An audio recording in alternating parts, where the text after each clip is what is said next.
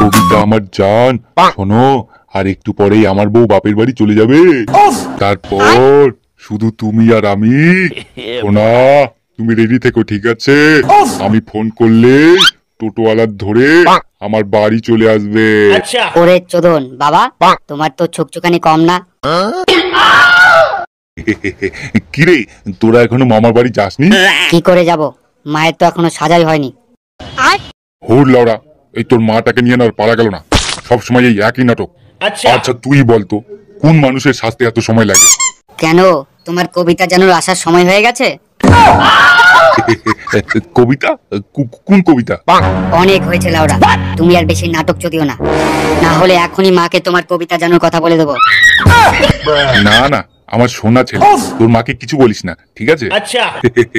আমাকে বল, তোর কি চাই? চাই তো অনেক কিছু, কিন্তু লাউড়া এখন 1000 টাকা দিলেই হবে। আয় শুয়োরের বাচ্চা, আমার বাড়াটা চুষে যা। ঠিক আছে লাউড়া, আমি এখনই মাকে সব কথা বলে দিচ্ছি। আচ্ছা, আমিও তাহলে তোর মাকে রতনের বেটি প্রিয়াঙ্কার কথা বলে দিচ্ছি। প্রিয়াঙ্কার কথা বলবে? বলো। আমি তো শুধু মায়ের কাছে মার খাবো, আর তুমি আগে মায়ের কাছে মার খাবে, তারপর সবাই তোমার পরকীয়ার কথা শুনে তোমার গাড়ি থুতু দেবে লাউড়া। বেটা, 1000 টাকা একটু বেশি হয়ে গেল না? আচ্ছা মা, ও মা, এই কি হয়েছে রে? ওই মাম্মি রে, এই কি হয়েছে রে? কেন তো সাড়ে মতো চিল্লাচ্ছিস? শোনো বাবা কি বলছে।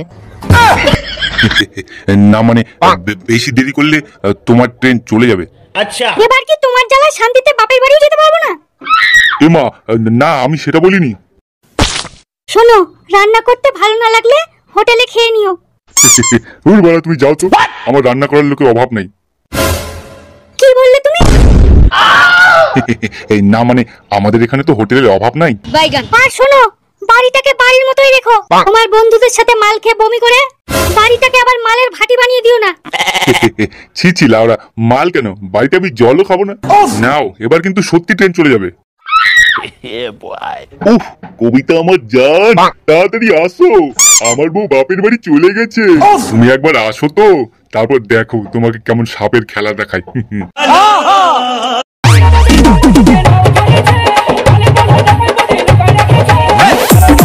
কবিতা, আসো সোনা, আসো, আমার ঘোড়ায় বসো।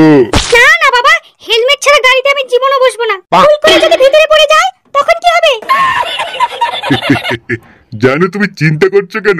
আমার কাছে 5 লেয়ার প্রোটেকশন বেলুন আছে।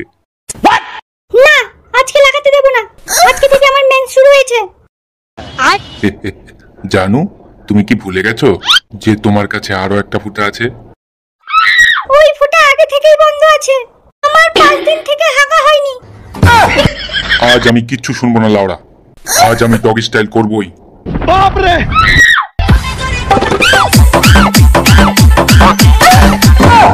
শালা কুত্তার বাচ্চা। বাপ রে, কি তনু, তুমি আমাকে বাপের বাড়ি পাঠাই, তুমি ওই মাগির সাথে নাঙ্কেলানি মারাচ্ছ?